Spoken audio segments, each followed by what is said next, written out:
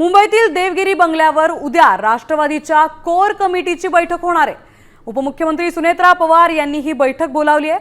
दरम्यान या बैठकीत विलीनीकरण आणि मंत्री झिरवळांबाबत चर्चा होणार असल्याची माहिती सूत्रांनी दिली आहे।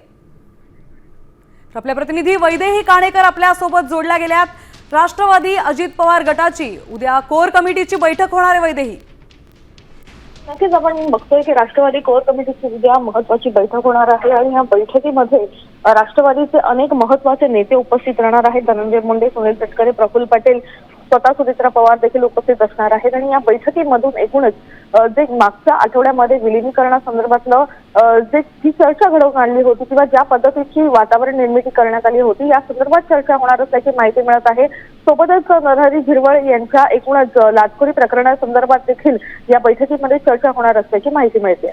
धन्यवाद वैदेही, आपण दिलेल्या सविस्तर माहितीबद्दल। त्यामुळे या बैठकीत काय चर्चा होणार याकडे आता सगळ्यांचंच लक्ष लागलंय।